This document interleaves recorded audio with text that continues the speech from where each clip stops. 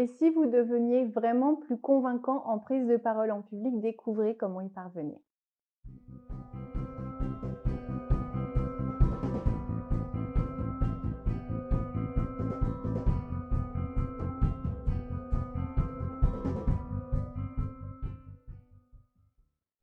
Bonjour à tous, c'est Valérie Sauvage du site challengeyourself.fr. J'accompagne les particuliers et les professionnels qui ont envie de reprendre leur vie en main, de s'extraire de certaines peurs, d'oublier certaines limites pour avancer vraiment vers tous les rêves qui font sens. Alors si vous aussi, vous avez envie de vous sentir mieux, peut-être plus confiant ou de vous libérer de ce qui vous limite actuellement, je vous invite à me contacter.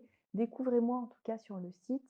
Je consulte en cabinet à Rennes par téléphone et vous ai également préparé des formations en ligne, notamment une sur la prise de parole en public, qui saura vous aider pas à pas avec une méthode vraiment éprouvée, avec des exercices qui sauront vous faire progresser et avec toutes les erreurs à ne pas commettre. Alors soyez curieux, avancez.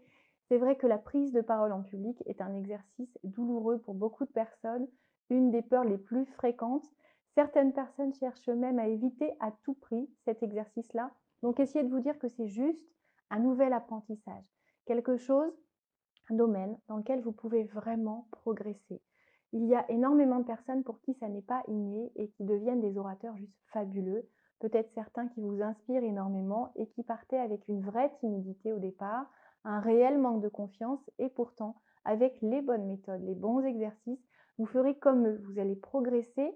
À la fois, vous serez libéré de cette peur, mais également, vous allez pouvoir prendre beaucoup de plaisir et c'est important de transformer toutes ces sources de frustration en énormément de moments de joie. Alors, quel que soit le but de cette prise de parole en public, peut-être un entretien, un oral, un concours ou carrément une montée sur scène pour un projet ou parce que dans votre travail, par rapport à votre mission, vous avez certaines interventions à faire. Alors, il est important de comprendre que pour personne, le moment de la prise de parole en public ne doit être délicat, ne doit être désagréable, ni pour vous, ni pour le public face à vous. Parce que si vous arrivez stressé, ça va tendre également votre public qui va avoir envie que ça se termine très vite. Alors, créez ce capital sympathie, ce lien, favorisez l'interaction avec votre public en communiquant. Ne soyez pas enfermé dans une bulle, dans un monologue, sans interagir avec votre regard, mais aussi avec votre voix, en posant certaines questions à votre public, en les faisant interagir, en les faisant commenter par moments au besoin, de manière à ce que chacun se sente dans le moment, dans l'aventure, profite de l'instant présent et ne reparte pas avec des frustrations du fait de ne pas avoir osé poser une question importante. Alors même si vous êtes un expert dans votre domaine, essayez de vous mettre à la hauteur de votre public.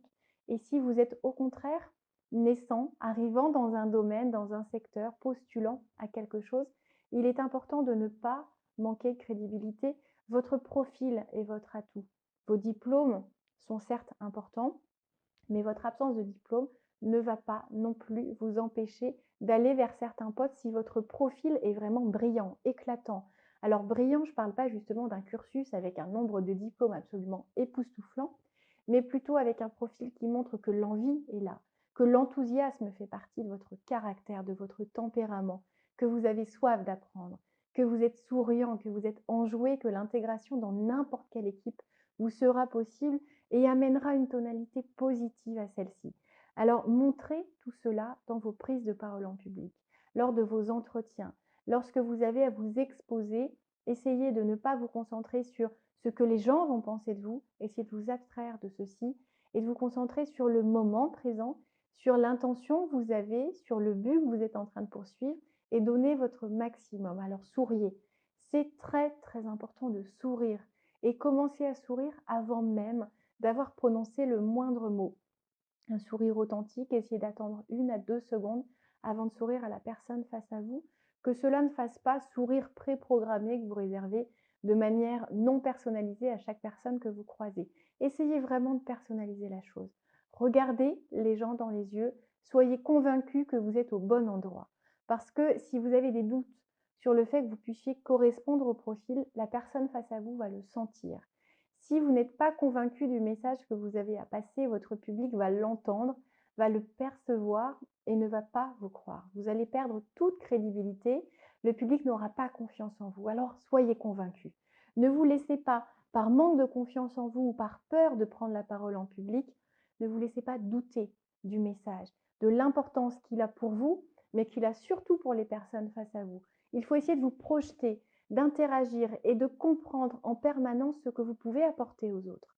Donc essayez vraiment de leur apporter le maximum avec enthousiasme, avec passion, en utilisant tous les outils qui permettent d'ajouter de la passion à votre discours. Et si vous souhaitez apprendre, progresser, si vous souhaitez faire vraiment de cet exercice quelque chose d'aussi facile que plaisant, je vous invite à vous former avec cette formation en ligne. Gardez à l'esprit ces mots. Vous devez être souriant, vous devez montrer votre autorité, c'est-à-dire que vous êtes là pour une bonne raison, parce que vous êtes la personne qui peut correspondre au profil recherché ou parce que vous êtes en mesure de délivrer le message attendu.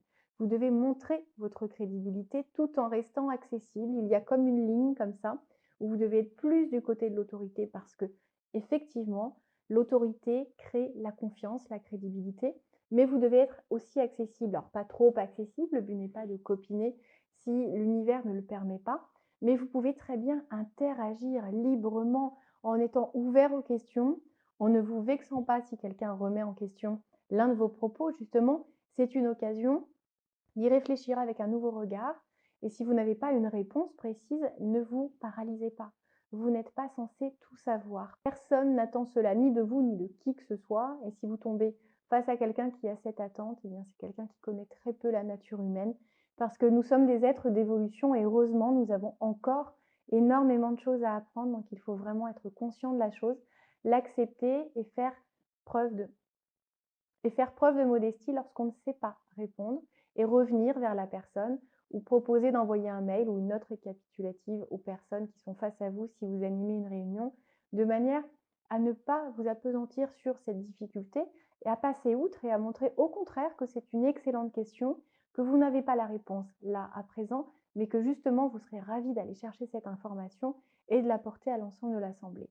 On se retrouve très vite sur d'autres vidéos sur la prise de parole en public, mais également énormément d'autres thèmes qui peuvent vous intéresser et qui sauront vous faire avancer à titre personnel ou professionnel. Alors abonnez-vous à cette chaîne, c'est le bouton juste en dessous, c'est totalement gratuit et les commentaires sont là pour vous aider aussi en me posant vos questions. Si vous avez aimé cette vidéo, montrez-le moi, cela me touche à chaque fois que je vois vos petits likes, vos petits j'aime, les pouces levés sous la vidéo. À très vite et belle journée.